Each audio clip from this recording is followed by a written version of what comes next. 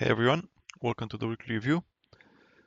This week is going to be about economic data and probably earnings. We got a bit of a melt of last week with SPY like 1.6, 1 point, what?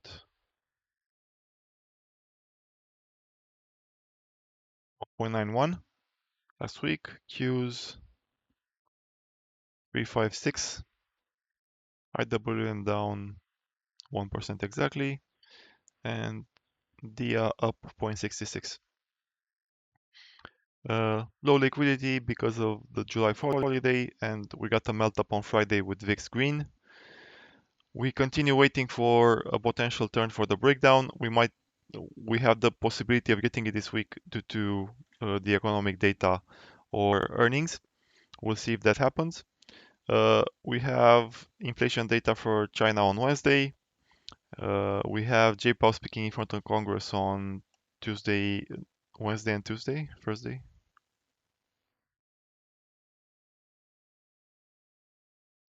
and Tuesday. Yeah. And we have CPI data on Thursday this time. Year over year expected to drop to 3.1 and core expected to stay flat at 3.4. Fed nowcasting says 3.5, so we'll see if this is a bit. And we actually start earnings season for in more size. We have Pepsi and Delta on Thursday, and we have JP Morgan, Wells Fargo, and Citi on Friday. More banks on Monday with Goldman Sachs and BlackRock. Then slowly get some of the tech names, SML next Wednesday, Netflix on Thursday, and so on. Okay, now what are we looking for? We're looking to see a change in the market behavior. And this is going to be in relation to economic data and in relation to earnings. Right now, what we've been seeing is something like earnings are down relative to year over year, potentially uh, down quarter over quarter as well. But the market doesn't really care. Like it's in a this is good enough or this could have been worse kind of mindset and pushing stock higher on earnings that are down year over year or down not necessarily year over year but relative to peak which was 2021 I think or something like that and is still going higher. So we want to see reactions in earnings that say uh, not good enough and that means drops basically. So prices have gone so high that the earnings have to justify the level price has reached. And when the market decides that this is not good enough, it's going to become endemic and all reactions will be from that perspective. The same from economic data. If, let's say, on a flat print on CPI, we rally because it wasn't worse. But if this changes like flat print now gets a negative reaction because it didn't drop further, then that becomes a new, uh, it's a sign from the market that things are changing and companies need to justify their new very high valuations for the ones that valuations are very high. And if we look like something like Meta, Netflix, basically everyone, they they topped out from the last market cycle. They topped out before the market topped. So this is Meta. The top was in September, and then we kept making lower highs until we got that earnings report where it dumped 26%. Netflix topped out in November, and again when those negative that earnings report came, it dumped a lot. Even Nvidia, it topped out in November as well, then just kind of moved with the market.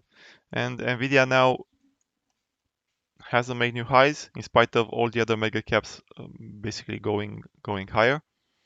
We have Apple new highs with a huge candle on Friday. This is Nvidia. Google new highs with a big candle on Friday. Amazon almost new highs. Microsoft new highs with another big candle. Meta had like 5% on Friday, 6% almost. And Netflix a bit higher as well. So we haven't seen a topping pattern yet for the market because none of these names have made a new like lower highs. The way Meta and Netflix look and even Nvidia looked at this top. So we want to see a couple of the top performers do something like this, meaning drop but not really break down. And there is potential for this to happen starting this week. This doesn't mean the market tops because if we overlay the market on top of this, it will look different.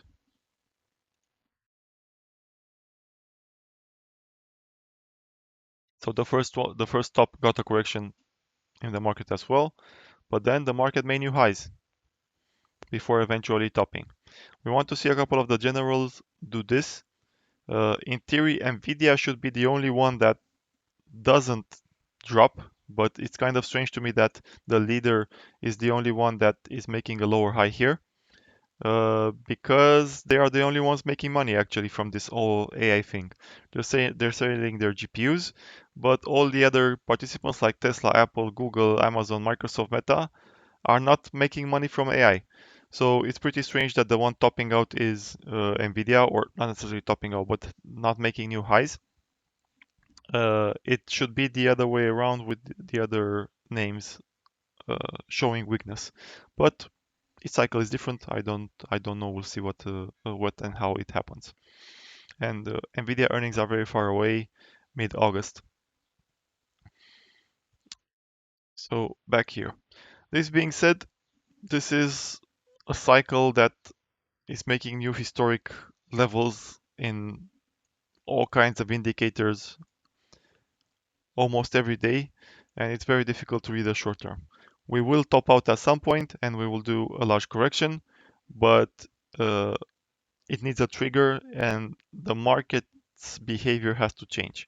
Until then, it's relatively suicidal to short it, especially short it short term. Like if you buy something like January puts and you wait it out, maybe that's fine.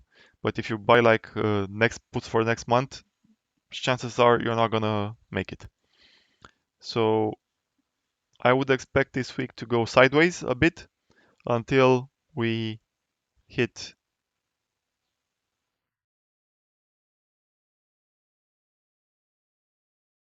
maybe do something like this, until we get to CPI, and CPI gives us a move up or a move down. Uh, and that's all I'm going to say because the amplitude changes everything. Like if it's a 1% down day, meh, who cares? Nothing out of the ordinary. But if it's like a minus 3% day, that changes everything. So we will see. Same if it cannot be a plus 3% day because we don't have the setup for that. But just keep grinding up like 0.4, 0.5 every day is possible, and it can go up even higher. What I'm looking at is also VIX. The CPI print has the potential to give us the uh, outcome of going below 12. If this goes below 12 on VIX and actually breaks down and goes into this 12-10 range, then the market can continue going up another like 5% or so. If 12 holds, I think it's time we get a larger correction. Like it cannot just keep going down around here for too long.